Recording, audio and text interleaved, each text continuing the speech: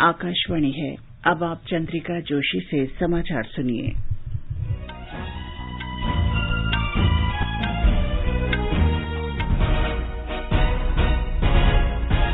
देश भर में 18 वर्ष से अधिक आयु वर्ग के लिए सरकारी केंद्रों पर निःशुल्क कोविड टीकाकरण अभियान जारी है। युवाओं से आग्रह है कि टीका जरूर लगवाएं और अन्य लोगों को भी इसके लिए प्रोत्साहित करें। जब तक आवश्यक न हो, घर से बाहर न निकलें और सुरक्षा के 3 सरल उपायों का पालन करें। मास्क लगाएं, 2 गज की सुरक्षित दूरी बनाए रखें, हाथ और चेहरा साफ रखें। कोविड संबंधी जानकारी और मार्गदर्शन के लिए राष्ट्रीय हेल्पलाइन नंबर 011-2397-8046 और 1075 पर संपर्क करें। और अब समाचार। प्रधानमंत्री नरेंद्र मोदी ने कहा है कि सरकार का उद्देश्य केवल कंक्रीट का ढांचा खड़ा करना नहीं, बल्कि बेहतर बुनियादी अवसंरचना का निर्माण करना है, जिसकी अपनी विशेषताएं हों। प्रधानमंत्री कल गुजरात के गांधीनगर और अहमदाबाद में वीडियो कॉन्फ्रेंस के माध्यम से कई विकास परियोजनाओं का शुभारंभ कर रहे थे। उन्होंने गांधीनगर के नवनिर्मित आधुनिक रेलवे स्टेशन और उसके ऊपर बने 5 सितारा होटल का उद्घाटन किया। प्रधानमंत्री मोदी ने कहा कि देश के रेलवे सेक्टर में सुधार की जरूरत है और सरकार एक सेवा के तौर पर इसके आधुनिकीकरण के अलावा इसे एक परिसंपत्ति के रूप में विकसित कर रही है। उन्होंने कहा कि देश के सभी रेलवे स्टेशनों को आधुनिक बनाया जा रहा है।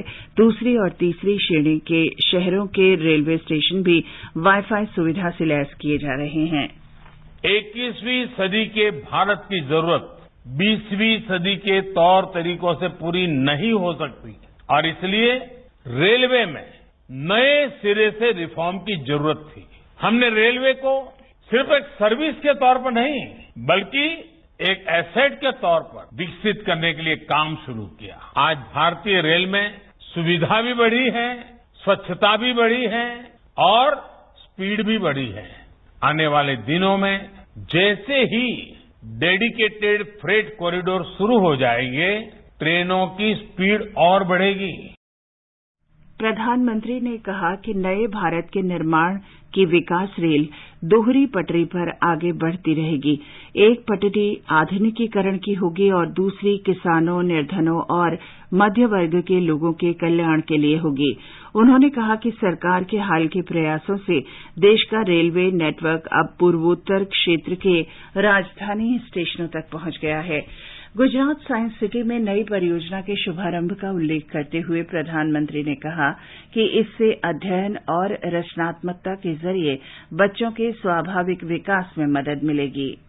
साइंस सिटी एक ऐसा प्रोजेक्ट है जो रिक्रिएशन और क्रिएटिविटी को आपस में जोड़ता है।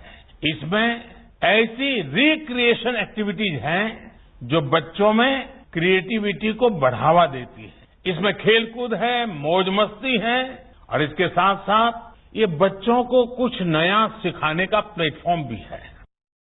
इस अवसर पर वीडियो कॉन्फ्रेंस के माध्यम से गृह मंत्री अमित शाह ने कहा कि प्रधानमंत्री ने जिन परियोजनाओं का शुभारंभ किया है, उनका उद्देश्य बुनियादी ढांचा विकास और पर्यटन को सुदृढ़ करना है।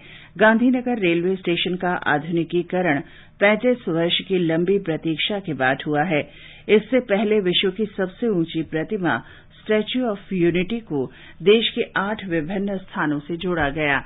इसी प्रकार अब गुजरात की राजधानी गांधीनगर बाबा विश्वनाथ की पावन नगरी वाराणसी से जोड़ी जा रही है। गुजरात के मुख्यमंत्री विजय रूपाणी ने भी समारोह को संबोधित किया। उन्होंने कहा कि जहां विश्व के अनेक देशों में कोविड महामारी के कारण आर्थिक गतिविधियां ठप हो गई हैं, वहीं प्रधानमंत्री के नेतृत्व में भारत के विकास कार्य निर्बाध जारी हैं। केंद्रीय स्वास्थ्य मंत्रालय ने कहा है कि देश में कोविड के दैनिक सक्रिय मामलों में लगातार गिरावट देखी जा रही है तथा संक्रमण से उबरने में सुधार दिखाई दे रहा है। कल नई दिल्ली में स्वास्थ्य मंत्रालय में संयुक्त सचिव लव अग्रवाल ने बताया कि देश में 7 मई को लगभग 4,14,000 मामलों के साथ चरम पर पहुंचने के बाद से दैनिक मामलों में लगातार गिरावट देखी जा रही है। सेकेंड पीक में जहां देश में 4,14,000 केसेस रोज के हिसाब से एक समय पर रिपोर्ट हुए थे, उसमें कंटिन्यूअस बेसिस पर डिक्लाइन हो रहा है और पिछले 24 घंटे में देश में 31,443 केसेस रिपोर्ट हुए हैं। On an average week ending 11th मई जब देश में औसतन 3,87,000 केसेस डेली बेसिस पर रिपोर्ट हो रहे थे, उसमें यह कंटिन्यूअस डिक्लाइन होते हुए भी पिछले एक हफ्ते में भी करीब 6% डिक्लाइन देश में नोट किया गया है। ऑन एन एवरेज केसेस अगर हम देखें वीकली बेसिस पर तो 40,000 के करीब केसेस देश में रिपोर्ट हो रहे हैं। संक्रमण से स्वस्थ होने की दर के बारे में श्री अग्रवाल ने कहा कि देश में स्वस्थ होने की दर में भी लगातार वृद्धि देखी जा रही है। जहां देश में 10 मई के समय पर 37 लाख के करीब केसेस थे, उसमें काफी कमी आई है और घटते घटते वह 4,30,000 केसेस एक्टिव केसेस की दृष्टि में आते हैं। उसी के साथ ही रिकवरी रेट जो देश में करीब 83% था 12 मई के समय पर, अब उसमें भी बढ़ोतरी हुई है, वह बढ़कर अब 97.3% हो चुका है। देश में कोविड टीकाकरण के अंतर्गत करीब 40 करोड़ लोगों को टीके लगाए जा चुके हैं। स्वास्थ्य मंत्रालय ने एक बयान में कहा है कि 21 जून से शुरू हुए कोविड टीकाकरण के अंतर्गत अब तक 39 करोड़ 93 लाख 62,514 लोगों को टीके लगाए जा चुके हैं। कल 83 लाख 79 हजार से ज्यादा लोगों को टीके लगाए गए। 18 से 44 वर्ष आयु वर्ग के 16 लाख 35 हजार से अधिक लोगों को टीके की पहली, जबकि 2 लाख 11 हजार लोगों को दूसरी डोज दी गई। सभी राज्यों और केंद्र शासित प्रदेशों में 18 से 44 वर्ष आयु वर्ग के 12 करोड़ 16 लाख से अधिक लोगों को टीके की पहली डोज दी गई। कोविड टीकाकरण का तीसरा चरण शुरू होने के बाद से अब तक 45 लाख 58 हजार लोगों को दूसरी डोज दी जा चुकी है। ये समाचार आकाशवाणी से प्रसारित किए जा रहे हैं।